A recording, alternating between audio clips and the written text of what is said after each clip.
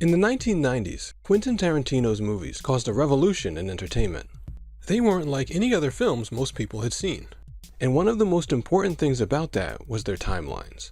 Things were shown on screen in a totally different order than they happened in the movie's world. And for years afterward, movies came out that did the same thing. But most of them didn't work. Some weren't any better because of it, others were confusing or had other problems. Which isn't surprising because telling stories that way went against so many conventions that it left people flying without a net. And it wasn't clear how Tarantino had pulled it off. I know because I spent years looking.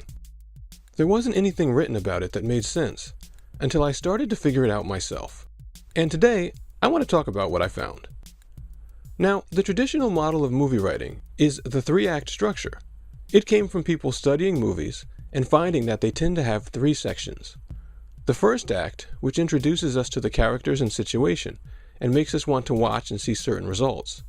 The second act, where the story plays out, and our desire to see those things is built up, having it come closer or almost get further away, making the characters more likable, hateable, and so on.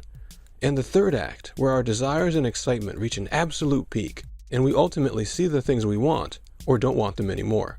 This, of course, imitates good experiences in life. We find something interesting, we try to get it, our desires build up over time, and eventually, if things work out, we succeed and get satisfaction, happiness, new life lessons, and things like that. But of course, we experience those things in normal time, cause and effect, one event after the other, and so on. It's a normal part of existence. And so, when it comes to writing about life, we don't consider anything else. But it turns out that we don't have to experience those things in that order. What's actually important is that the emotional process happens the right way. And that was the key that it took me years to find. If you assume that a story can be told in any order, it seems to throw out all rules of storytelling. And then you have no logical basis to build on. But you have to realize that the rules are in the emotional experience, and not in one specific way of delivering it. People have talked about this in art and philosophy in various ways in the past, and it applies just as much here. So now, when we talk about the emotional experience of watching a movie, what are the actual key things that have to be delivered? Well, they're what we talked about. Introducing the characters, setting up a situation, making you care about it, building that desire, hitting a point of maximum excitement, giving you the thing you want, and so on, with various surprises and emotional high points to give you short-term thrills along the way. That's what you have to deliver. But the thing that the normal chronological order in a story gives you is clarity. You know naturally when you're watching that one event comes before the next. So you have a sense of where you are and what's important, and what may have changed about the situation. So as the writer, when you tell a story out of order, you have to be aware that the audience won't know where they are, and either take advantage of that, like Eternal Sunshine of the Spotless Mind does, or keep that clarity by providing another way for the audience to follow what's going on. In Reservoir Dogs and Pulp Fiction, this is done with title cards, like chapter headings in a book. And each individual section, particularly in Pulp Fiction, functions as its own mini-story, so the audience can follow those along the way until they see how things fit together later. But there's another way to do it too. And this is something Quentin Tarantino did in True Romance, but you actually never get to see it in the movie, because the director put the scenes back in order. If you watch the Tarantino cut of the film, you can see that parts of one scene link to the ones in the next scene. These aren't my clothes. Holy Mary, Mother of God. Even when the scene doesn't follow it in terms of time. This means that even though we don't have the time link between the scenes, we have a sense of connection anyway. I don't think Pulp Fiction, for all of its goings in and around and up and down, I don't think it's hard to watch at all. Because our thoughts tend to go between things that share common parts. On top of that, the actual scenes in other parts of the movie, even if they aren't technically the first and last that occurred, serve the same purpose that scenes at that point in a story normally do. For example, Reservoir Dogs opens with the bank robbers eating breakfast on the morning of the heist. This is a relatively low-energy scene. Stories typically begin with scenes like this, because it matches the energy level that the audience has at the beginning of the story. Yelling at them before they're excited is usually just a turnoff. And, like a good opening scene, it gives you something small to pay attention to, the argument over tipping. Because at a low energy level, that's all it takes to get you interested in something. And at the same time, it leaves the story the most room to continually up the tension and refresh your interest.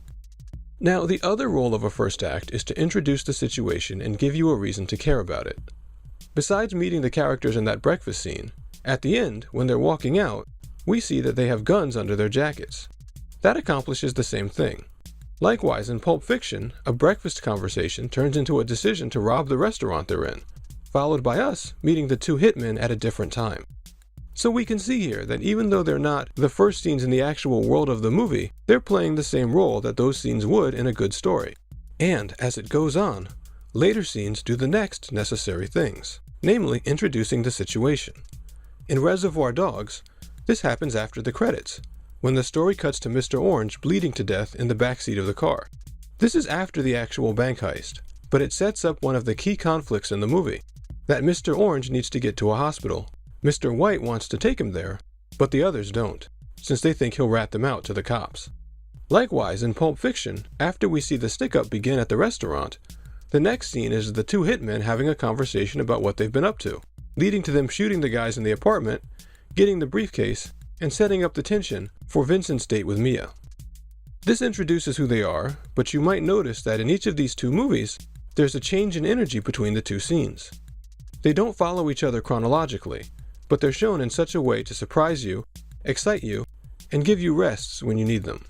And when the movies reach the end, a scene is shown that is actually the last chronological event in Reservoir Dogs, but not the last one in Pulp Fiction. However, they both serve the role of a climax.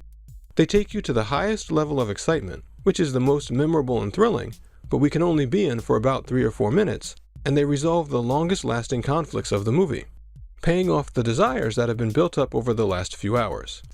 Pulp Fiction explains where the restaurant robbers fit into the story, and also allows you to piece together Vincent and Jules' fate after their respective decisions to stay in and leave their life of crime. And Reservoir Dogs resolves the conflict and tension surrounding Mr. Orange, because by the end, he confesses who he is to Mr. White, and everybody but Mr. Pink gets killed.